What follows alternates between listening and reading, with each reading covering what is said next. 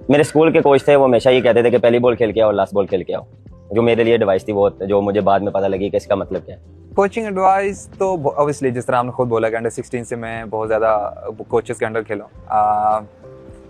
मुझे लगता है कि जब मैं इंटरनेशनल में आया था तो मिकी का जो रोल था मेरे लिए सबसे इम्पोर्टेंट था, क्योंकि एक फादर फिगर चाहिए था उस टाइम, और वो जो हमें एडवाइस करते थे। ऑब्वियसली उस टाइम मुझे इतना समझ नहीं आती थी कि वो जो बातें कर रहा था, लेकिन अब इस स्टेज पे मैं आया हूँ कि जो वो बातें कर रहे थे तो वो मेरे लिए बहुत ज़्यादा फ़ायदेमंद था। सबसे पहले तो उन्होंने मुझे सेल्फ बिलीव का बोला था। उस टाइम तो मेरा बहुत हाई था, लेकिन जब आपका डाउन्स एज ए कैरियर आपका थोड़ा सा डिप आता है, तो उसके बाद जब आपको सेल्फ बिलीव चाहिए होता है, तो वो मुझे बाद में याद आया कि यार वो जिस तरह मिकी उस टाइम सेल्फ बिलीव की बात करता था, क्योंकि उस टाइम परफॉर्मेंस हो रही थी तो आपको इतना ज़रूरत नहीं होती, लेकिन जब आपका थोड़ा डिप आता है परफॉर्मेंस में तो वो सेल्फ बिलीव आपका बहुत हाईलाइट करता है।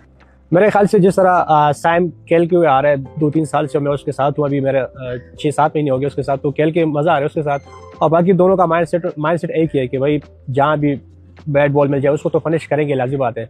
लेकिन ये कि जिस तरह हमें रोल दिया हुआ है अनीब भाई ने, जिस तरह हमें समझाया हुआ है कि आप लोगों ने सर्कल को किस तरह यूटिलाइज करना है, तो आपने हमेशा देखा होगा कि हम उस चीज़ को यूटिलाइज करते हैं और हम पूरा चांस लेते हैं। उसमें बिल्कुल रिस्क भी होते हैं, लेकिन आपको T20 में रिस्क लेना होता है। तो मेरे ख्याल से सैम के साथ एंजॉय करूँ और आगे भी इंशाल्लाह आपको इसी तरह नजर आएगा। देखिए, डिपेंड करता है सिचुएशन के हिसाब से, टीम क्या रिक्वायर्ड कर रही है, क्या सिचुएशन चल रही है, किस तरह लेके चलना है, किस तरह किस टाइम पे डोमिनेट करना है, वो ऑन द डे आप जो है वो वहाँ पे प्लान करते हैं। एक टीम का प्लान होता है, एक पर्सनल प्लान होता है, तो हम मोस्टली कोशिश करते हैं कि टीम का प्लान को फॉलो करें। तो मोस्टली पॉजिटिव रहते हैं, always look for runs, boundaries. आपको पता है एंटरटेनमेंट है T20, तो कोशिश करते हैं कि लोगों को एंटरटेन किया जाए। मैं इतनी ज़्यादा क्रिकेट खेल चुका हूँ कि आपको बैट्समैन से भी पता चल जाता है जब आप उसको देख रहे हो कैसा खेल रहा है, और उसके अलावा आपको कंडीशन भी बता देती है कि दूसरी टीम इस टाइम क्या चाहती है। सिचुएशन और कंडीशन के लिहाज से आपको पता चल जाता है कि दूसरी टीम क्या चाहती है। और मैं एज ए बॉलर यही कोशिश करता हूँ कि जो उनके प्लान्स हैं उनके अगेंस्ट चीज़ें की जाएँ, क्योंकि ये मेंटल